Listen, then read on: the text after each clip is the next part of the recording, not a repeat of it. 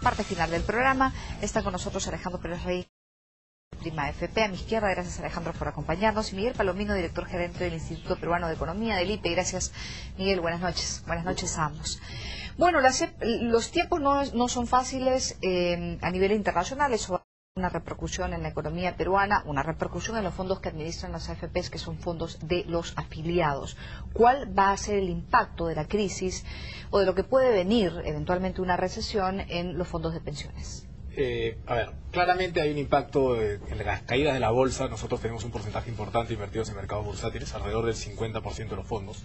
Sin embargo, hay que pensar en el impacto en la pensión, que creo que es lo más importante al final para el afiliado, ¿no? Y un afiliado que está cerca a retirarse, digamos, debería estar en el fondo 1. El fondo 1, aún con la caída que ha tenido este año en los mercados, con la bolsa peruana alrededor de un poquito menos de 15% abajo en el año, está positivo en el año, ha tenido una rentabilidad positiva en lo que va del año. Entonces, no se ha visto perjudicado ningún afiliado que esté cerca al retiro. Y para los que están en el fondo 2 y 3, que sí han tenido una caída durante lo que va del año, aún les queda un periodo largo por estar en los fondos y debería recuperarse porque las inversiones que tenemos son bastante buenas, son inversiones de muy buen nivel, empresas que están bien sólidas y debería recuperar una vez que pase este nerviosismo internacional, ¿no? Ahora, claro, obviamente en lo que hay que pensar es cuánto uno obtiene, cuánto más o cuánto menos, dependiendo de la coyuntura, obtiene al final, pero de todas maneras probablemente exista una merma en el capital en el transcurso de los siguientes meses, o más bien ustedes están pensando no en una pérdida no del capital, sino del fondo, porque ahí no sabemos qué porcentaje depende de cada persona es capital y qué porcentaje es rentabilidad, o no una merma ni en el capital ni en una rentabilidad, sino una menor ganancia.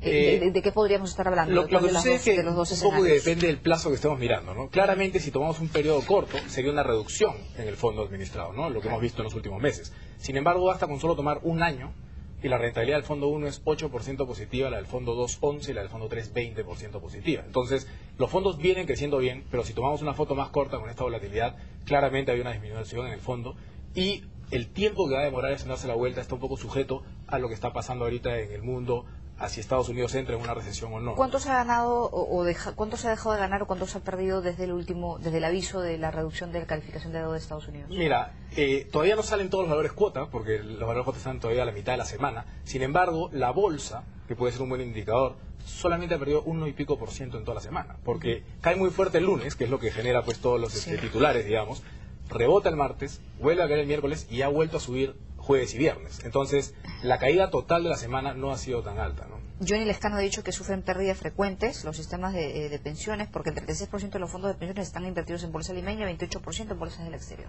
¿Es cierto eso? Efectivamente, alrededor del 50% está invertido en bolsa, pero nuevamente hay que entender la composición y el tipo de fondo, ¿no? Entonces, el afiliado que está en el fondo 1, como te digo, en este año tiene rentabilidad positiva, a pesar de que la bolsa está muy metido en bolsa. Exacto, solo tiene 10% en acciones el fondo 1. Sin embargo, el 2 y el 3, que tienen un porcentaje mayor en acciones. No es lo mismo en todos los casos. Definitivamente, ¿no? Y además, cuando uno mira la rentabilidad acumulada, porque uno diría, mejor me quedo en el 1, ¿no? Pero cuando uno mira la rentabilidad acumulada, el fondo 3 tiene una rentabilidad acumulada de alrededor del 20% anual. Aún con las caídas hasta el cierre de julio, ¿no? Debe estar cerca. Mientras que el fondo 1 tiene una rentabilidad de 8% anual, que es bastante buena, pero para una persona que ya está cerca a jubilarse, ¿no? ¿Qué opina usted, Miguel?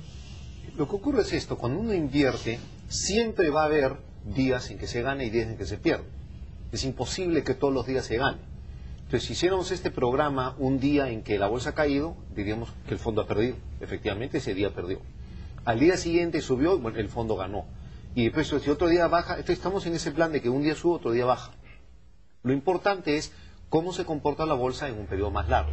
Minimizar riesgos. Claro, ¿y cuál es el periodo más largo? Bueno, si estamos hablando de pensionistas, normalmente vamos a estar hablando de periodos bien largos, de muchos años probablemente. Pero lo relevante es saber qué va a pasar en un periodo de muchos años, no qué es lo que pasó en la bolsa hoy o mañana. Y además de eso, hay dos principios básicos que se siguen y que las AFP peruanas siguen. Uno que es el que acabas de mencionar, diversificar. Tú diversificas de tal manera que no estén todos los huevos en una sola canasta y de esa manera reduces un poco tu riesgo. Y segundo lugar, la otra cosa importante es que tú debes invertir en función al riesgo que quieras asumir. Lo que acaba de mencionar Alejandro, si yo soy una persona que no quiere tomar riesgos, o que por ejemplo, y estoy muy cercano a jubilarme y no me la quiero jugar, entonces prefiero estar en el fondo 1. ¿Qué hace el fondo 1? El fondo 1 es más seguro. Probablemente su retorno no sea tan alto, pero a la misma vez probablemente tampoco caiga cuando no los caiga mercados tanto, se caigan, o caiga mucho menos. Como acaba de decir, no ha caído en lo que va del año. ¿No? Entonces, esas son las dos cosas básicas que uno puede hacer. Saber qué tipo de riesgos quiere tomar y tener siempre una buena... Y las AFPs trabajan eso muy bien y los afiliados deben cuidar de aprovechar esas oportunidades que le brindan las AFPs. Vamos a hablar de la mejor manera de diversificar el riesgo. Una pausa pequeñita porque hablamos de las AFPs, de los fondos administrados por las AFPs, y le quería preguntar a Alejandro, antes, una chiquitita, antes de hablar de la diversificación del riesgo, ¿cuándo es que uno tiene que ya estar en el fondo 1 y olvidarse de ir al 2 o al 3 porque ya se va a jubilar pronto? A los 60 años, uno por ley pasa al fondo 1. Uno puede elegir regresar al fondo 2, ya no puede estar en el fondo 3. Mi recomendación es que ya a los 60 uno debería quedarse en el fondo 1 bajo la premisa que ya vengo armando mi fondo durante muchísimos años y este es el momento de cuidarlo, ¿no? Lógicamente, el otro factor a considerar es la aversión al riesgo de la persona. Si una persona, por más que tenga menos de 60 años, se siente muy incómoda cuando se dan estos vaivenes en los fondos, sería recomendable que esté en el fondo 1, ¿no? Sin embargo, creo que el 2 y el 3 deberían tener un mejor rendimiento en el largo plazo. Entonces yo diría que los 60 debería ser un buen momento para pasar. ¿Las AFPs van a recomponer su cartera ante un escenario distinto? ¿Y de qué forma? Nosotros hacemos movimientos definitivamente para aprovechar diferentes cosas. En el caso de Prima, desde ya hace unos meses venimos comprando un porcentaje importante en oro, por ejemplo, porque veíamos un poco de turbulencia hacia adelante. Sin embargo, hay un tema importante. Nosotros cuando hacemos una inversión miramos bastante bien los fundamentos de las empresas. Entonces, si bien puede ser que hayan acciones que están cayendo de valor porque el mercado está nervioso y la gente vende todos sus instrumentos, lo que es cierto es que no estamos preocupados de una quiebra en esas empresas. Simplemente hay una reducción de valor en el tiempo y estas deberían regresar. ¿Por qué? Porque se han elegido empresas de muy buena calidad, ¿no? Entonces, definitivamente se recompone un pedazo, pero hay un pedazo importante que se mantiene porque sabemos que es simplemente temporal la reducción en el precio, ¿no? Ahora, Miguel, el comportamiento de la bolsa va a depender mucho, no solamente del factor externo, sino también del se tomen en política económica, de la confianza que se le dé a los inversionistas. Se está buscando que la economía no se desacelere y eso solamente se va a lograr más allá del tema de inversión pública, que es un porcentaje muy chiquito de lo que puede hacerse para lograr crecimiento. Se va a lograr a través de confianza e inversión privada. En ese contexto en el que actúan las AFPs, porque es lo que tienen, ¿verdad? ¿Cómo ve los últimos anuncios hechos por el ministro de Economía? Bueno, por lo que decías primero, en el largo plazo lo que importa es el crecimiento económico. Y el crecimiento económico depende fundamentalmente de la inversión, de que se invierta bastante y que se invierta bien. Lo que puede hacer el gobierno, lo que es fundamental para que haga el gobierno, es crear las condiciones para que la gente quiera invertir, para que se invierta bastante, como se ha venido invirtiendo en el Perú en los últimos años, más que nunca en la historia. Y en segundo lugar, para que se invierta bien, porque yo también puedo invertir mucho dinero e invertirlo mal.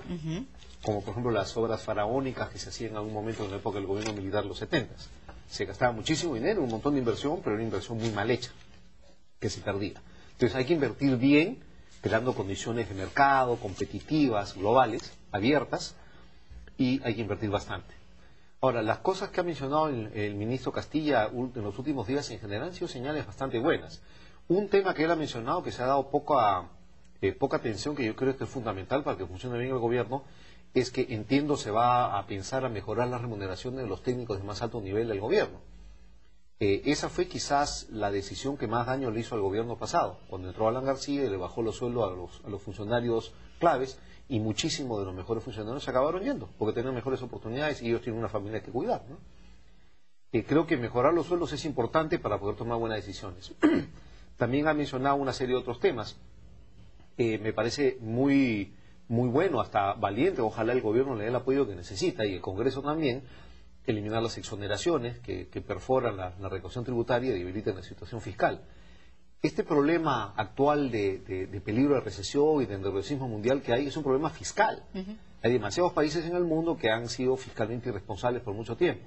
Perú no lo ha sido. Si nos cuidamos y cuidamos esa situación fiscal, Perú se vuelve un paraíso, digamos, un lugar que atrae inversiones. Y por supuesto, en términos generales, todo lo que puedes hacer para atraer inversiones, para dar confianza, para respetar contratos, para mantener competitividad, para no tener intervencionismos innecesarios. Todo eso es muy favorable. Ahora, yo le pregunté a Miguel sobre la inversión privada y los inversionistas privados fuertes, grandes, son ustedes. ¿Cómo han tomado los últimos mensajes del ministro de Economía? Bueno, en realidad yo coincido, han sido mensajes. Yo creo que lo principal acá para atraer la inversión es confianza y además seguridad de lo que viene hacia adelante, ¿no? Entonces, el hecho de que no se vayan a revisar contratos, de que no vayan a haber cambios bruscos en la economía, debería dar la tranquilidad a la gente de que pueda hacer inversiones. Y definitivamente han venido en esa línea. Hay cosas que todavía hay que ver cómo terminan, pero por lo que se ha escuchado, ¿Cómo qué? por ejemplo, el impuesto a la famosa sobreganancia minera, ¿no? Hay que ver cómo se va a instrumentar, porque lógicamente parte de nuestro portafolio está en acciones de empresas mineras, ¿no?